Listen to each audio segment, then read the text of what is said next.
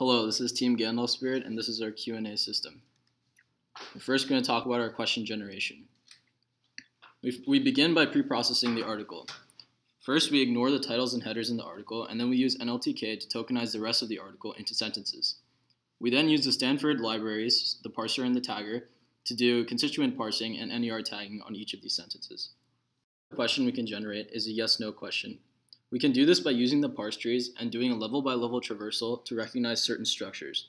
For example, if we see a noun phrase followed by a verb phrase, we can turn it into a question of the form did noun phrase verb phrase. If we see a noun phrase followed by another noun phrase, we can turn it into an is noun phrase 1, noun phrase 2 question. We use the nodebox library to check the tense of the main verb and change it if necessary. We also check for edge cases, such as the to be verb. Finally, we can turn a yes question into a no question by randomly choosing a number to mutate. Using this and other structures, we can generate a lot of yes-no questions. The question we can generate is fact questions by using entity replacement. We can find sentences such as John walked a dog and look at our NER tags to see if we can replace a word in the question with who, what, where, or when. For example, if we see that John has been tagged as a person, we can replace it with who. We make sure to only do this with words that are at the beginning of the sentence to maintain fluency and clarity in the question. After generating these questions, we do a post-processing step to fix any issues that may have come up when constructing the question. We add or remove punctuation if necessary, and we add a question mark if necessary. We also fix spacing and capitalization issues with punctuation and other symbols. Finally, we encode the question in UTF-8 to preserve Unicode characters that were in the original article. After we generated all these questions, we ranked the best questions based on 3 criteria. The first one is the length. So we penalized questions that were either too short or too long and used different heuristics based on the type of question, as we expect yes-no questions to be a little bit shorter. The second criteria that we used was fluency. So we penalized questions with grammatical or spelling mistakes with the language check package in Python. And finally, we penalized questions that had too many pronouns or the lack of a proper noun, because those questions likely wouldn't have enough context to be a valid question. For our question answering system, we had 4 components. Our first part was pre-processing, and then we went into a sentence similarity part, where we found the sentence in the document that was most similar to the question. And then after we found that sentence, we classified the question into a couple categories, and then finally constructed our final answer. For pre-processing, we used a couple different tools. We used a dependency parser from Spacey that parsed all of the sentences in the document and the questions that we were asked. We also used a word stemming package from NLTK, which changed words like running to run, and that allowed us to compare words that weren't identical but still had the same meaning and were the same word. We also used the NLTK part-of-speech tagging, which was very useful in our question answering. Our goal for sentence similarity was to find the sentence in the document that was the most similar to the question. This was really important for our system because we assumed that any question that was given as input can be answered from a single sentence in the document. We felt that questions that were required on multiple sentences would be too hard for this assignment. Our sentence similarity component had 2 parts, word similarity and structure similarity. For word similarity, we looked just at the words alone in the sentence. So if we had the question, where was Abraham Lincoln born? We would first part-of-speech tag the question, and then for every sentence in the document, we would look for the similar words as in the sentence. So for the sentence, this was where Abraham Lincoln first became known as a civil rights activist. It had 4 words that were the same, but because 2 of the words were not very important to the sentence, because they're part-of-speech tags, they didn't have a very high weighting.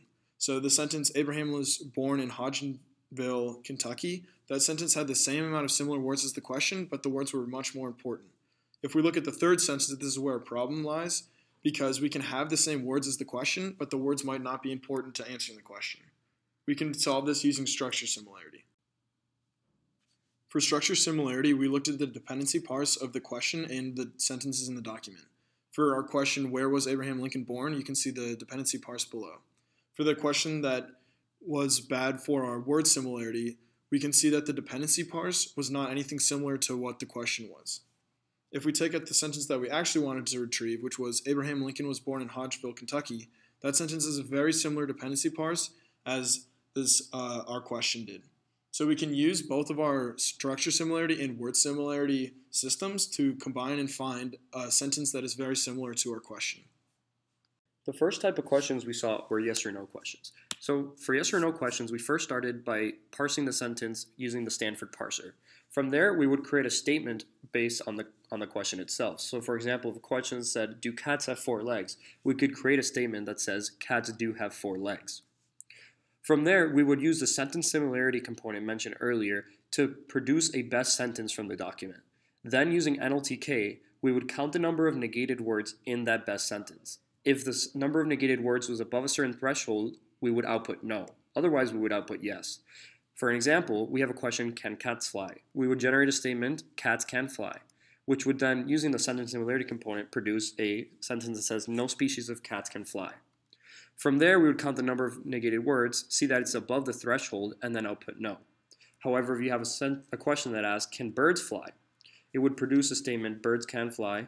From there, we would get the best sentence, which says most species of birds can fly, which we notice is below the certain threshold as it has no negated words, and thus we would output yes.